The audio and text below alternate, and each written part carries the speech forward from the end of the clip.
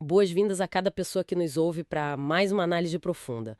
Hoje, a nossa missão é explorar um documento que chegou para a gente com o curioso título de Texto Colado. É um material direto, incrivelmente conciso, e que carrega uma premissa fascinante. O tema central é IA no cotidiano, ou seja, inteligência artificial, tipo, operando na nossa rotina diária mesmo, sabe? A fonte lista só 4 itens: assistentes virtuais, sistemas de recomendação, reconhecimento facial e... E há em redes sociais. Uhum, À primeira vista, parece um sumário básico, algo que quem já acompanha a tecnologia, tipo, conhece muito bem. Mas o que a gente vai fazer aqui não é chover no molhado, né? O objetivo dessa imersão é, na verdade, dissecar como esses 4 pilares juntos formam uma arquitetura invisível da nossa experiência humana moderna. Esse é um excelente ponto de partida. Porque o que torna essa lista de 4 itens tão digna da nossa atenção hoje é justamente a precisão dela. A gente vive numa era onde a discussão sobre inteligência artificial costuma girar em torno de grandes modelos de linguagem, redes neurais supercomplexas ou, sei lá, debates teóricos sobre o futuro distante. Exatamente, o pessoal viaja bastante nisso. Sim, mas o texto não. O texto foca no cotidiano. Ele isola as 4 formas pelas quais a IA já deixou de ser uma ferramenta que a gente escolhe usar para se tornar o próprio ambiente em que a gente habita. O desafio para quem busca entender o cenário atual não é só saber que essas tecnologias existem, mas compreender a mecânica de como elas alteram a nossa interação com o mundo físico, com a informação, sabe, com o nosso próprio corpo e com as outras pessoas. certo. Então vamos desdobrar isso. O primeiro pilar que o texto traz é o dos assistentes virtuais. E o que me chama a atenção aqui não é a tecnologia de reconhecimento de voz em si, porque a nossa audiência já entende perfeitamente como um modelo processa a linguagem natural, né? Com certeza. O verdadeiro ponto de inflexão no cotidiano é a mudança radical na interface.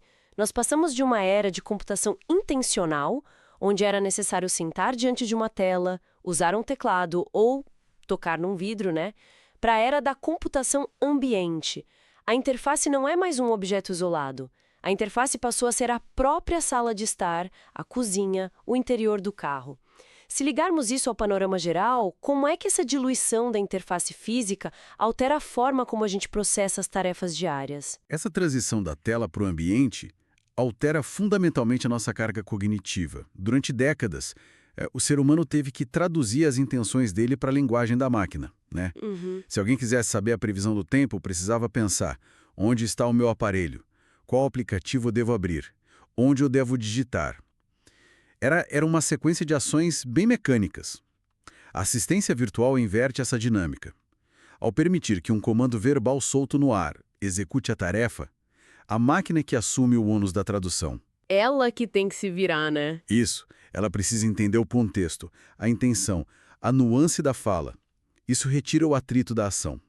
Quando a gente remove o atrito físico e cognitivo de pequenas tarefas diárias, a gente transforma ações que antes exigiam foco em meros impulsos verbais. Mas será que essa remoção total de atrito é apenas uma otimização de tempo? Porque, por um lado, claro, é inegável que liberar essa memória RAM do cérebro permite que a gente foque em coisas mais complexas. Exato. Mas eu pergunto, quando a nossa interação com a tecnologia passa a ser puramente conversacional e impulsiva, a gente não está também mudando a nossa relação com a resolução de problemas?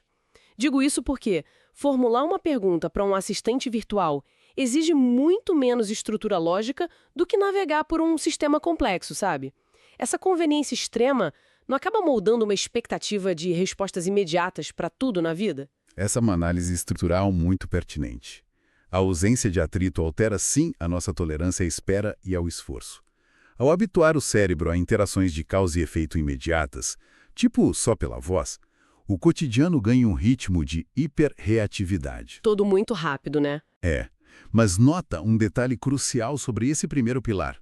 O assistente virtual, por mais imersivo que seja, ainda é uma tecnologia reativa. Ele aguarda no silêncio até escutar a palavra de despertar. A dependência que ele cria é baseada no conforto, e é exatamente esse conforto que prepara o terreno para o segundo pilar do texto, onde a IA deixa de esperar por nosso comando e passa a agir por conta própria. Ah, aqui é onde a coisa fica realmente interessante. O que nos leva diretamente aos sistemas de recomendação, que é o segundo item do documento. Se o assistente virtual é o gênio da lâmpada que espera o pedido, o sistema de recomendação é aquele que serve o prato antes mesmo da gente sentir fome. Boa analogia. A fonte coloca isso como uma peça fundamental da IA no cotidiano. E, de fato, é aqui que a tecnologia passa a operar de forma proativa.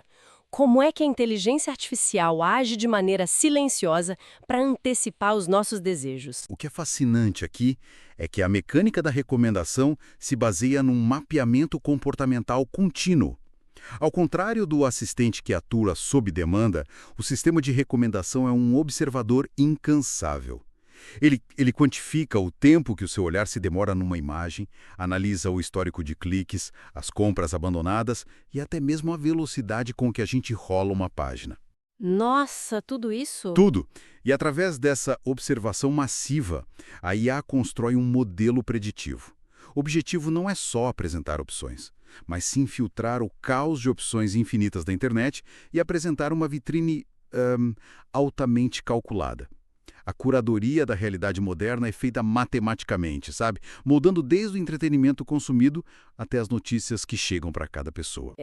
É fascinante pensar nisso, porque a narrativa comum é a de que esses sistemas de recomendação criam as famosas bolhas de filtro, oferecendo sempre mais do mesmo e estreitando os nossos horizontes, né? É o que mais se fala. Mas vamos olhar por outro ângulo.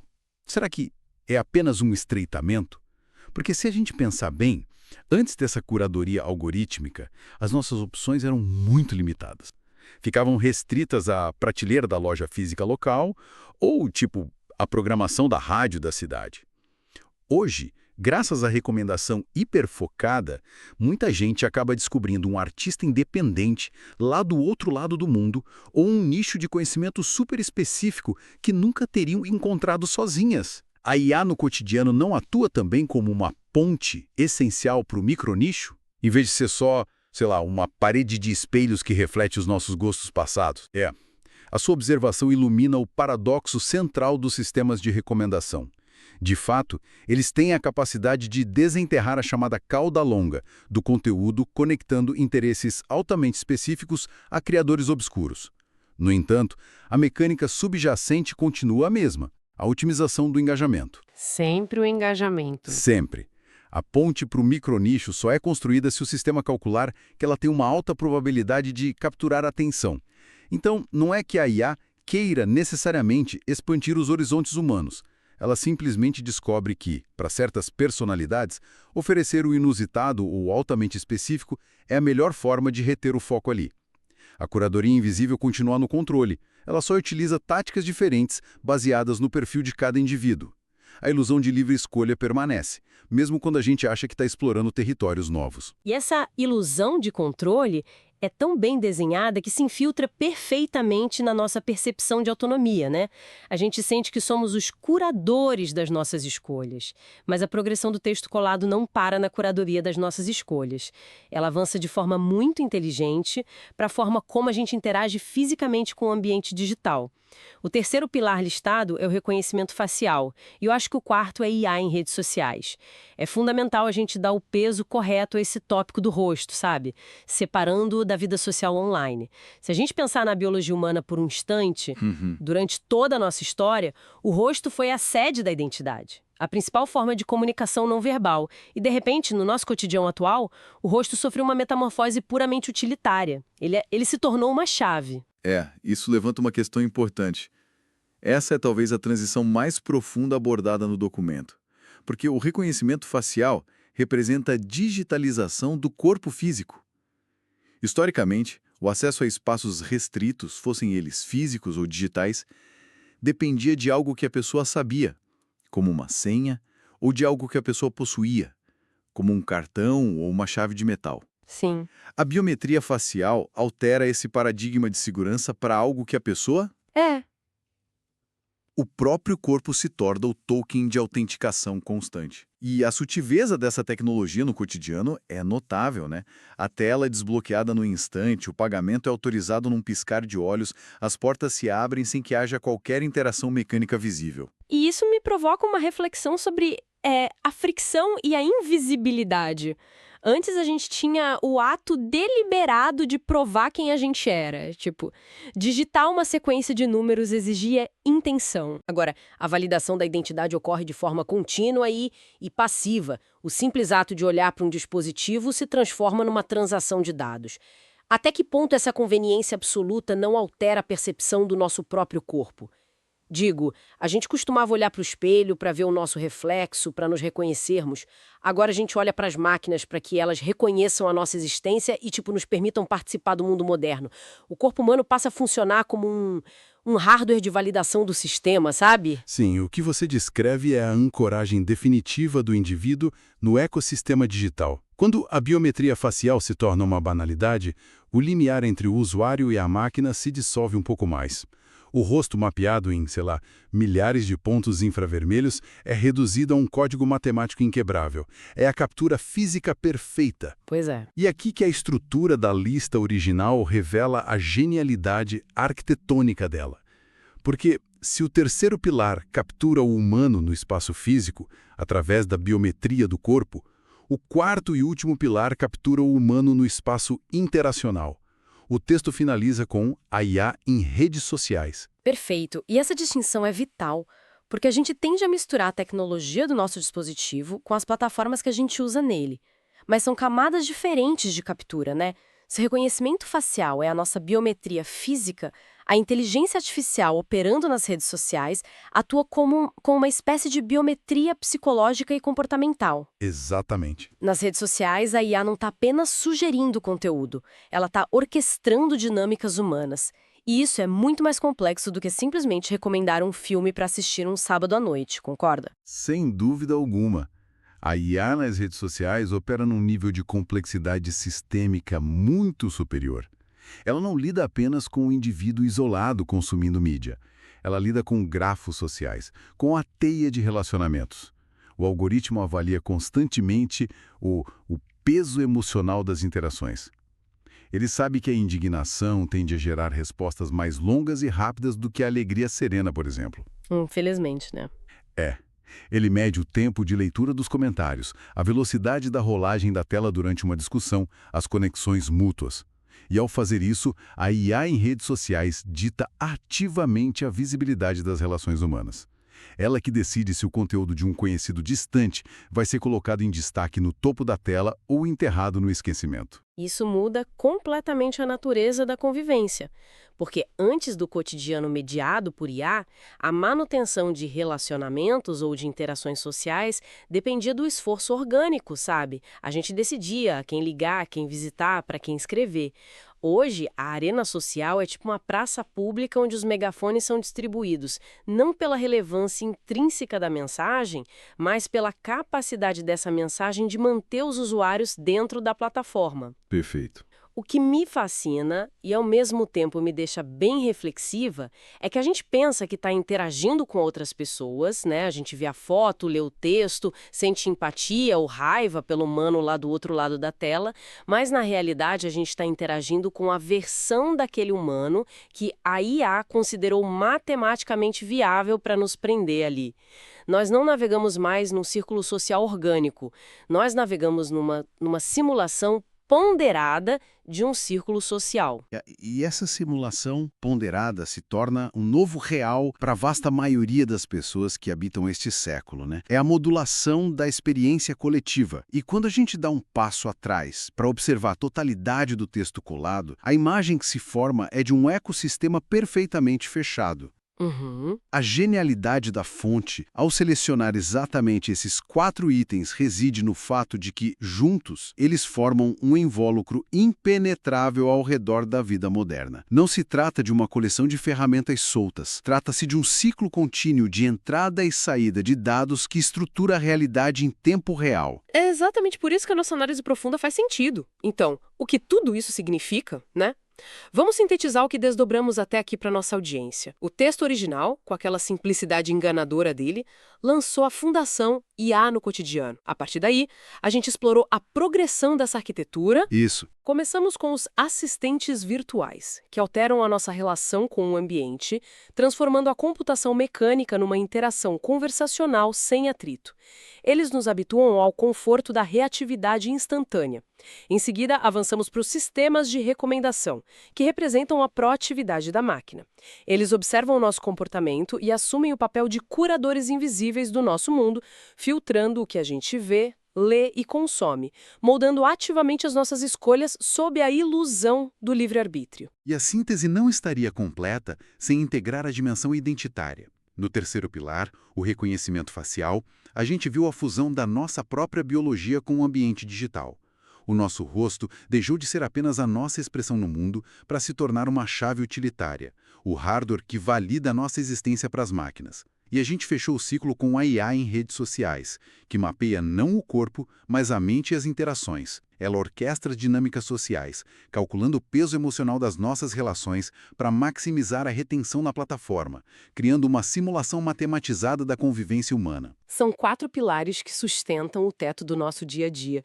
E para quem está escutando a gente agora, qual é o valor prático de ter toda essa estrutura delineada com tanta clareza? Eu acredito que a resposta está na forma como a gente transita por esse ambiente. Com certeza, o valor inestimável reside na mudança de postura. Porque quando essas forças invisíveis permanecem incompreendidas, o cotidiano moderno pode parecer um fluxo caótico, pelo qual a gente é passivamente arrastado. No entanto, ao entender a mecânica por trás da assistência, da recomendação, da validação física e da orquestração social, é possível recuperar um grau significativo de observação ativa. Deixar de ser piloto automático, né? Exato. Ter essa consciência não significa rejeitar a tecnologia, mas sim interagir com ela com os olhos bem abertos. Permite que cada pessoa avalie quando uma recomendação é útil e quando é limitante, quando a conveniência de um assistente compensa a impulsividade, ou como o ambiente social digital está moldando seu estado emocional num dado momento. A ignorância gera conformidade, enquanto a compreensão estrutural devolve a capacidade de navegação consciente. Transformar o que é invisível em algo observável muda tudo mesmo. Nós deixamos de ser meros tripulantes adormecidos e passamos a acompanhar a leitura dos instrumentos de navegação. É uma forma de reconquistar a clareza mental no meio desse oceano tecnológico. E com essa perspectiva estabelecida, nós chegamos à reta final da nossa imersão de hoje.